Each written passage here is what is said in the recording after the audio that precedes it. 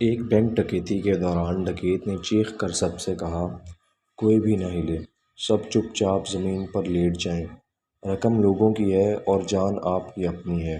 سب چپ چاپ زمین پر لیٹ گئے، کوئی اپنی جگہ سے نہیں ہلا۔ اسے کہتے ہیں مائنڈ چینج کانسیپٹ، سوچ بدلنے کا تصور۔ ڈکیتی کے بعد گھر واپس آئے تو MBA پاس نوجوان ڈکیت نے پرائمری پاس بوڑھے ڈکیت سے کہا، چلو رقم گنتے ہیں۔ بوڑھے ڈکیت نے کہا، تم پاگل ہو گئے ہو، اتنے زیادہ نوٹ کون گنے؟ رات کو خبروں میں سن لینا کہ ہم کتنا مال لوٹ کر لائے ہیں۔ اسے کہتے ہیں تجربہ، جو کہ آج کل ڈگریوں سے زیادہ اہمیت کا حامل ہے۔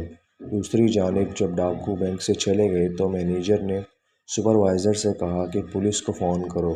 سپروائزر نے جواب دیا، رک جائیں سر، پہلے بینک سے ہم دونوں اپنے لیے $10 لاکھ نکال لیتے ہیں، اور ہاں، وہ $40 لاکھ کا گھپلہ جو ہم نے حالیہ دنوں میں کیا ہے وہ بھی ڈاکوؤں پر ڈال دیتے ہیں کہ وہ لوٹ کر لے گئے۔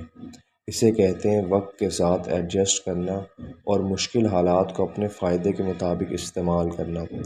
مینیجر ہنس کر بولا، ہر مہینے ایک ڈکیتی ہونی چاہیے۔ اسے کہتے ہیں بوریت ختم کرنا، کیونکہ ذاتی مفاد اور خوشی کی جاب سے زیادہ اہم ہوتے ہیں۔